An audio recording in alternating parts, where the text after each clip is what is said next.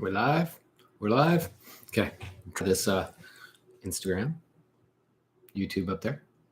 This one really, hey Brenda. This one really, I promise, is going to be a short one.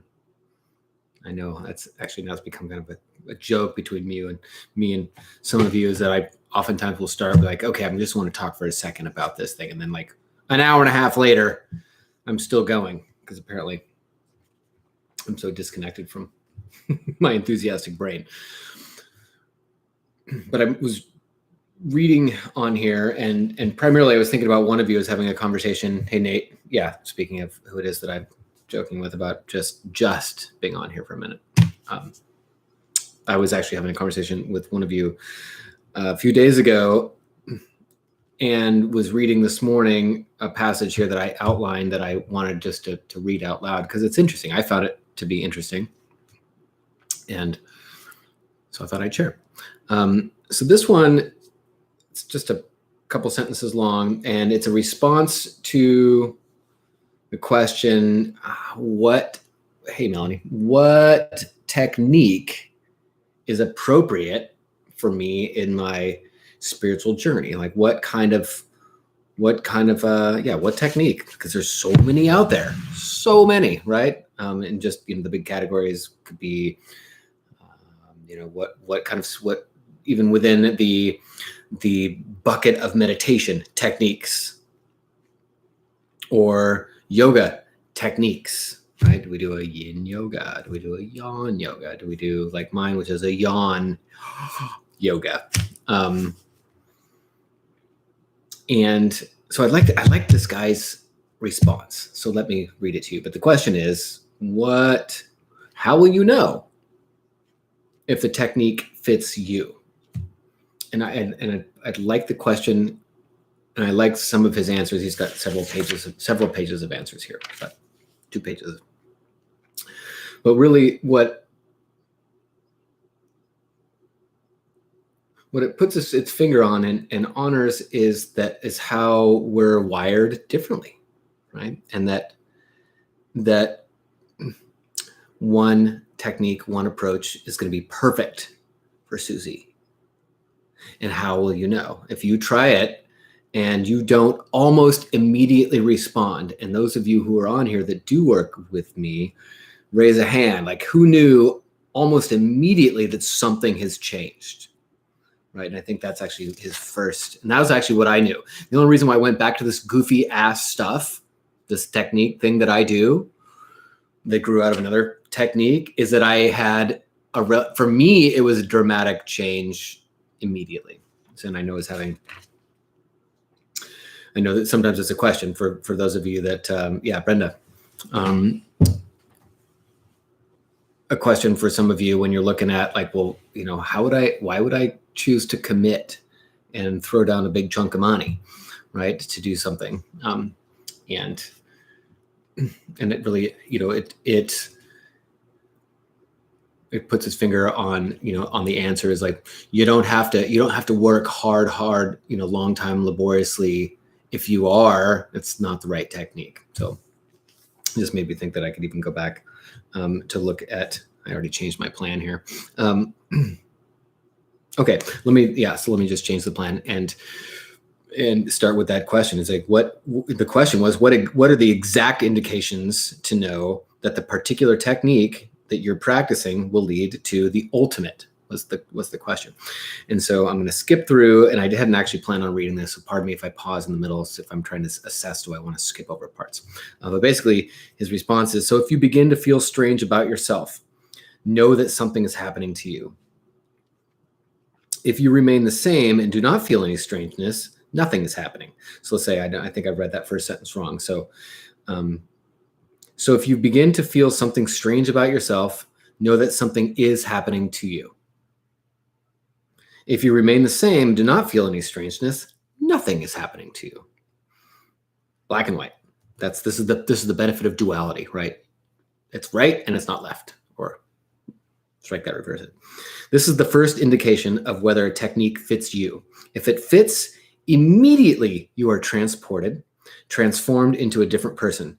Suddenly this happens. You look at the world in a different way. The eyes are the same, but the looker behind them is different. Okay. So immediately there's a change. Hey, Aaron. Doesn't mean that you have gotten to the end of the pathway, however. That's why when I talk to people, it's not a one-shot thing, right? But you know almost immediately, if it's not immediately, that you're on the right path, is that changes have started, okay? Doesn't mean, means just we've just thrown things up in the air, right? And so now when you're up in the air, you're like, oh my gosh, something's different. It doesn't mean we've completely reorganized everything to get you onto the next path of your journey, okay? But you know that, anyway, I've said enough there. Secondly, all that creates tensions, conflicts, starts dropping. It is not that when you have, it is not that when you have practiced the method for years, then your conflicts, anxieties, tensions will drop. No. If the method fits you, immediately they start dropping. Anybody on here who's worked with me notice that's happened? That was something I noticed with this work, that immediately, within like a half an hour,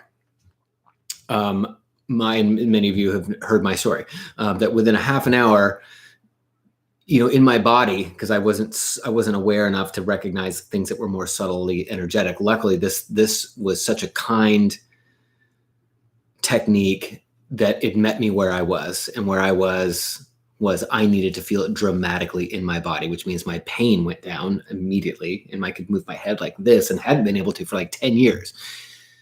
I hadn't been able to move my head like that. So I was riding my bike, and now all of a sudden I could see it from my blind spots. So that was one thing. And then the next morning I woke up having had the best night's sleep. Sorry, YouTube, if I'm not talking to you. I just found myself ignoring you, and that's poor form on my part. I actually look better on the Instagram screen, so I like it when I look better. But I'll go back and forth. I'll be a little bit more sharesies. But got the best night's sleep I'd had in a decade. And my body was like, whoa, this is amazing. Hasn't done this in a long time before. And nothing had really happened. What else? My low back that had been like gripping me and twisted. And at that point, I was in chiropractic school. And when I say was in chiropractic school, that's not what I'm doing now. I'm not a chiropractor. I'm not a licensed chiropractor. I'm not doctoring. I'm not diagnosing. I'm not treating. I'm not making treatment recommendations. I'm not doing any of that stuff. So that's my release caveat. If you've got any kind of medical concerns, and I try to get these on all my videos, but sometimes I miss it, but try to get them on there. If you've got any concerns that are like, real concerns other than this make-believe stuff that we're talking about here, the spiritual nonsense stuff, please go to your provider and ask the questions there. And then for all this make-believe stuff that seems to really make a difference in life, come back to me. Okay. If that's what you're compelled to do. Anyway. Okay. So next. So yeah, I had the sleep and my neck, and then anything else. Oh, low back actually felt pretty phenomenal also. So we'll just stick with those three. But it was immediate, was the point. You can feel an aliveness coming to you. You are being unburdened.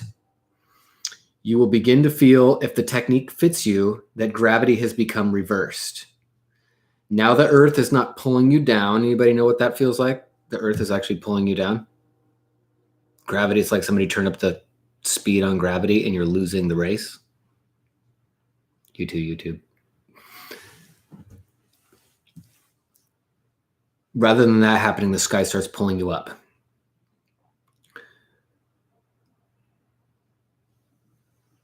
I'm just scanning here. Suddenly you feel the earth has become meaningless. There is no gravity. It is not pulling you down. You are being pulled up. In the religious terminology, this is called grace. There are two forces, gravity and grace. Grace means you are being pulled upwards. Gravity means you are being pulled downwards. There's like an inner levitation. Okay.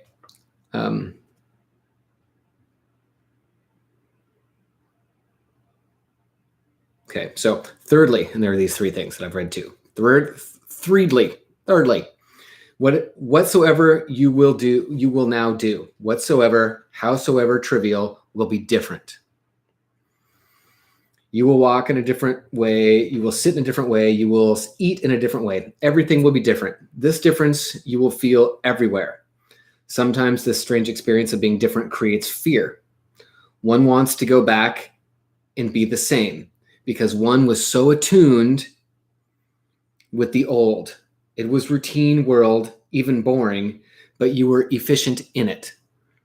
All right. And so this gets to the point of why I wanted to hop on here and read somebody else's book to you. It's a little reading story time. Is any of you that know Adyashanti? He wrote a book called like The End of the World as You Know It or something like this. But his one of his main points in that book, it's been a while since I've read it, was the whole enlightenment thing. It's not an unburdening. It's not an easing. Like it's a burning down. So as he puts on here is when somebody throws you up in the air, your initial response is like, oh my God, shit is different now. And I don't know what to do. Yeah, I feel a little bit lighter. Gravity's different. That's kind of cool, but I don't understand what's happening in the world now, right? There's some serious, confusion. And confusion, as you may know, is the root so often of suffering, right? Of that pain and then suffering. It's not really knowing which way to go. And then you've got all these competing forces on the inside. And there oftentimes is a big, compelling drive to go back to the way things were before, because there was something blissful about being efficient in the world, even if it's not on the path and your purpose as you know it. Okay. If a technique fits you, these three things will come up. You may not have expected that I would say these things. You may have expected I would say you'll become more silent, more quiet. And I'm saying quite the contrary. You will become more disturbed.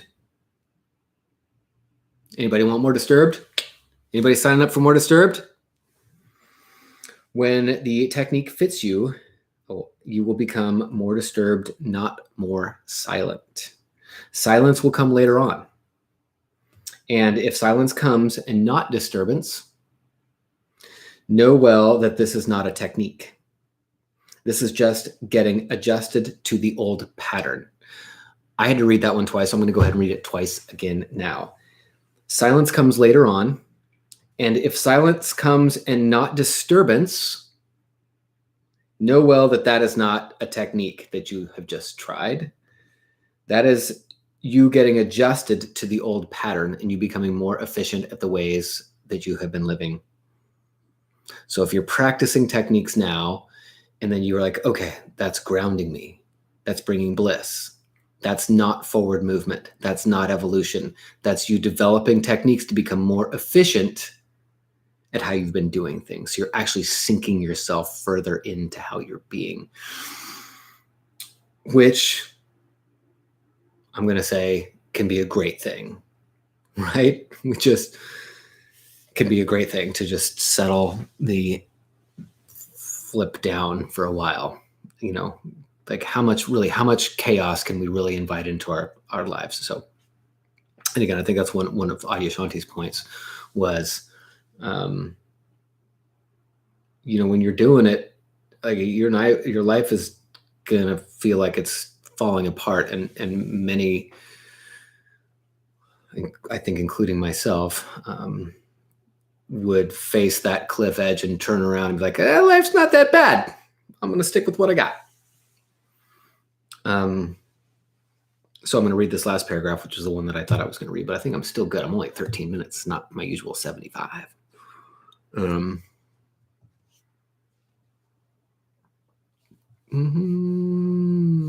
let's just skip over that part. Okay, last one. If a technique fits, it will make you aware of everything that you are. Your anarchy, your mind, your madness, everything will come to light. You are just a dark mess. When a technique fits, it is as if suddenly there is light and the whole mess becomes apparent. When a technique fits, it is as if suddenly there is light and the whole mess becomes apparent. The whole mess that is you. For the first time, you will encounter yourself as you are. You would like to put the light off and go to sleep again. It is fearful. This is the point when the master or teacher or guide or guru or whatever it is, whoever it is that seems to speak in a way that they see you, they see where it is that you're going, and they're compassionate in their pushing you in a direction that is disturbing. That's my interpretation of what is meant by master, because I know that's a charged word these days.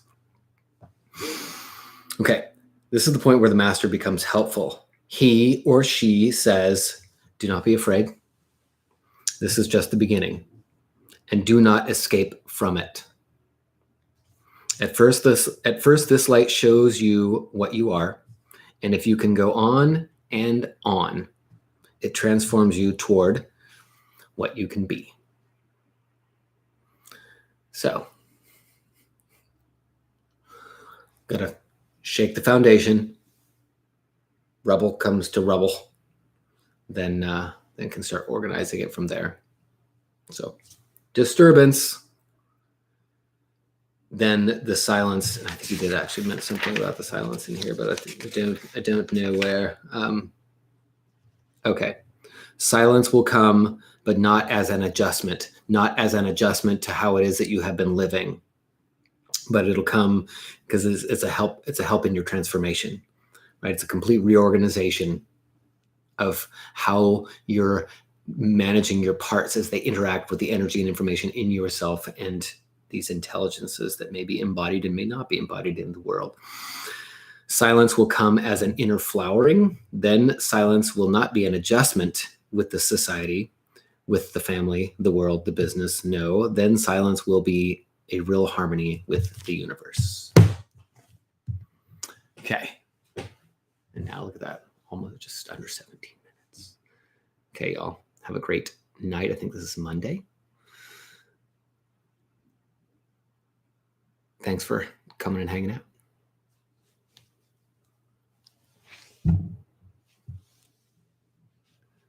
And bye, YouTube.